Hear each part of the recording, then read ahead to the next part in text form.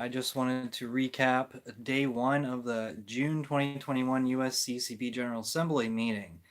And I know this is kind of an impromptu live stream, but I just wanted to bring you this information. So it was an unproductive day. They discussed a whole lot of nothing. And basically, what started was that Archbishop Gomez, one of the bishops brought to the floor a motion to delay the discussion, or no, it wasn't to delay it. It was to give each bishop and every single bishop an unlimited amount of time to discuss basically the idea of denying communion to pro-abortion politicians, the communion discussion. He wanted every bishop to have a chance to speak, and I think he wanted them to have an unlimited amount of time to speak.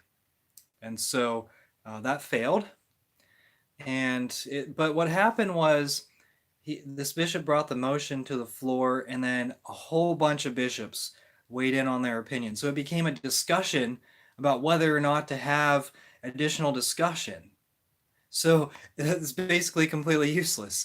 I might post a few video clips. I don't think they're particularly interesting, but notables were Bishop Stowe, who said that he was in favor of giving every bishop the opportunity to speak. All right, great. So what that means is delaying and delaying and delaying, pushing this down the road. And the problem with that is we need action now. Like every bishop should have taken action immediately upon Biden taking over the presidency. Every bishop should have immediately issued a statement against President Biden, against Catholics who call themselves Catholic but support abortion, and they should have made it very clear that that's not acceptable. Now, Bishop Stowe wants to delay this until the November USCCB meeting. At that point, Biden will have been in office for almost a year. And so what we're looking at here is let's talk about a document. Let's talk about drafting a document, or let's have a committee draft a document, then we'll discuss it, and let's push this further down the road. And that's what they want to do, is delay, delay, delay, and then de-emphasize as well. So that's what Bishop Stowe said. Now, Cardinal Stupich had an interesting remark here. He said that on the live stream, on the Zoom format, that bishops could speak, but at the USCCB meetings in person, what they had were cards. They had red and green cards. So if you disagreed, you held up a red card, and if you agreed, you held up a green card. And they alternated people who held up these cards. So it gave the impression that there was a sort of like a 50% on each side disagreement, or well, they tried to even out both sides. So Cardinal Cupich is concerned that there will be an overwhelming majority of bishops who oppose his ideas. And so that's why he wanted to delay this discussion.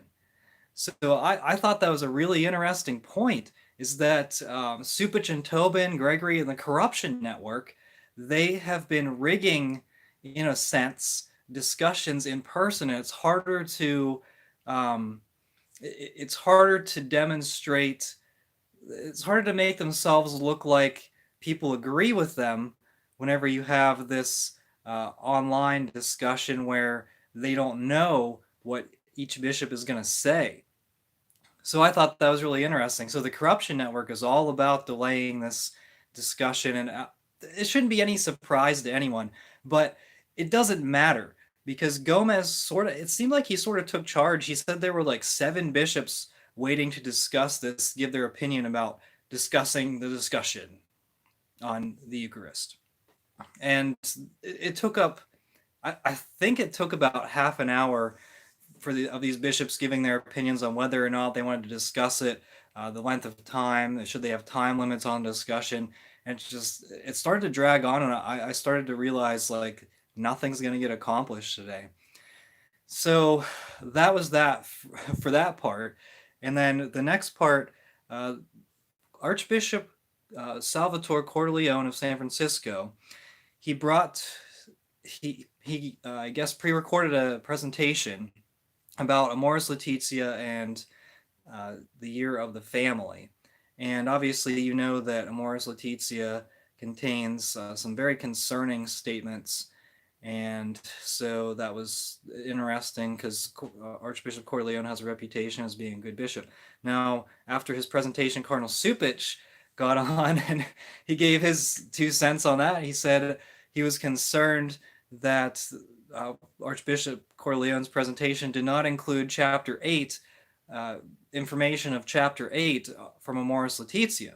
And what was contained in Chapter 8 was that footnote that suggests that the divorced and remarried can receive communion, which actually opposes Scripture. It opposes the words of Jesus Christ himself in Scripture that says you cannot be divorced and remarried. They're committing the sin of adultery, and that would be a mortal sin. And going back to the communion issue again, in a different light, but the same idea is that mortal sinners should not present themselves for communion. So, with that statement, it basically, I mean, Supich is really trying to, he's really trying to sway the opinion of the USCCB, and I don't know if anyone really likes him at the USCCB. I mean, he has a few allies there, but the rest of them, there's pretty much all-out corruption network. And Archbishop Corleone said, "Oh yeah, I did include information from Chapter 8, and uh, like, I mean, come on." Why are we even talking about Amoris Laetitia in the first place? It's because Pope Francis wrote it, and we need to be, unity and all this stuff. But look, if it contains something that's questionable, and a lot of people have said it was heresy. If it contradicts what the words of Jesus himself, well, I don't know. Maybe it is.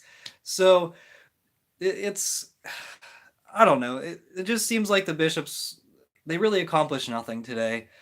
But I think Gomez is directing this discussion.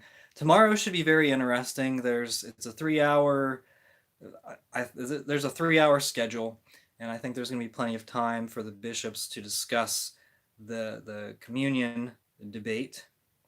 Yeah, back to beardless John. Yep. And I see no debate excommunicate. Yeah, I'd love to see some bishops excommunicate people, especially the pro-abortion politicians who pretend to be Catholic. But we're not going to see that. So I don't know. Like I said, I might post some of the video clips. I don't know if it's even worth watching or not, but you can take a look at. I have clips from Stowe and from Supich, so maybe I'll post them. I don't know. You can take a look and see what you think. So it looks like this is pretty great. I have eight people on this live stream. This is day 1 of the USCCB meeting. So thank you for watching. We are the laity, and we will not be silent.